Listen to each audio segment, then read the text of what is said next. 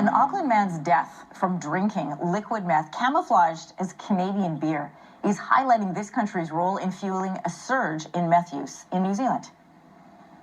He was screaming out, I want my mom, I want my mom, I'm dying.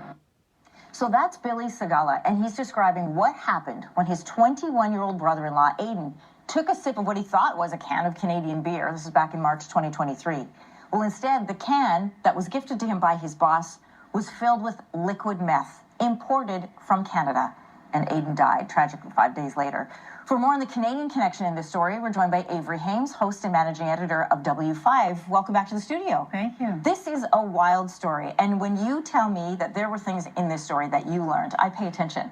I learned every step along this way, and I was tipped off to Aiden Sagala's story and the Canadian connection, and then I started digging into it.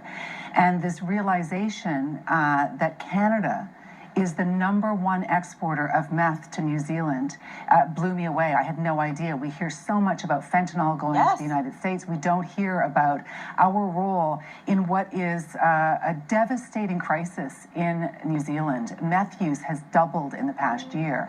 And doubled in the past. They do wastewater testing there, so they have a really good clue of what's going on with meth use. It has doubled. There's not a community that has not been affected by meth. And Canada, criminals in Canada are supplying that meth. Well, let's talk about how it's disguised and how it gets there. So you spoke with, we saw this, Billy, Aiden's brother-in-law, who was with him when he took that fatal sip. It was disguised as Honey Bear beer, so a fake brand. How did that lead so this is how they're smuggling it, I'm assuming, right? In cans like this? So this is what's extraordinary. In our investigation, we really tried to reverse engineer the shipment of that beer, which, as you say, doesn't exist.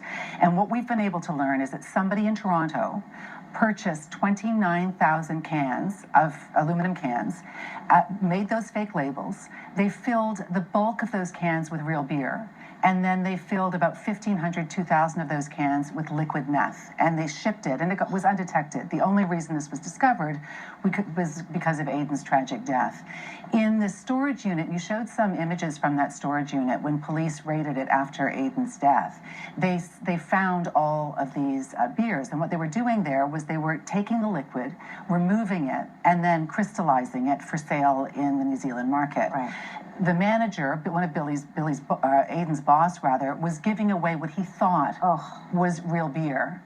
And Aiden took one gulp and then died 5 days later. So obviously New Zealand probes this death.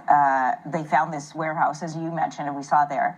It becomes the site of the largest meth bust in that country's history. And so you've talked about how Canada is the #1 shipper to New Zealand. What does that do for our relationship now with this country and anything that's coming into the country from Canada? I had really extraordinary access to speaking to the top organized crime investigators, top customs folks in New Zealand. We are a Five Eyes country, or Five Eyes countries. Getting them to acknowledge their frustration on the record was difficult. They talked about great relationships, but the reality is a lot of meth is getting through. And there's a series of massive busts that have been made. One in maple syrup, which was a real brand. Criminals in Canada purchased thousands of cans of maple syrup and filled some of them with meth. One was in canola oil. Canadian officials stopped 6 tons of canola oil. 6 tons, Anne-Marie, of canola oil from getting to New Zealand and Australia. They've put fake meth in and managed to watch it as it went along its way there. So why Canada? What makes us so prolific at sending out meth? And when you're talking about quantities that big, those are big labs. How are they going undetected? Massive labs. Canada is seen as a place of vulnerability. And what we know from tracking shipping records is that it's a combination of factors. It's cartels in Mexico shipping meth up through the United States into Canada and then sending it across. It's meth coming from the United States into Canada and then across. And we are also a major producer of meth in this country. In the last 2 years, the RCMP has busted 8 or 9 massive meth labs. There was one in Falkland, British Columbia, that was a university-level lab. They were creating new drugs, but they were also creating meth for the New Zealand-Australia market. So where's our responsibility? What's our government's response to this? That's so cute.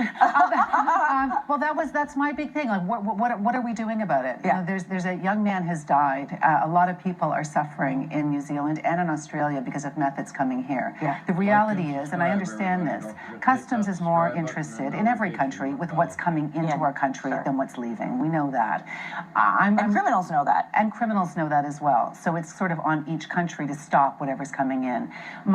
This documentary that airs on Saturday night really is exploring what is Canada's responsibility to investigate once there has been a meth. So when 700 kilos of meth is found in either maple syrup or in beer or in canola oil, does the RCMP do what we did, which is reverse engineer? And I have to say, my investigation goes farther than any RCMP investigation goes when it comes to trying to track down who in Canada is responsible for shipping that meth. Wow, this is a made in Canada story we do not want, but we want to see this investigation. Avery, thanks for coming in.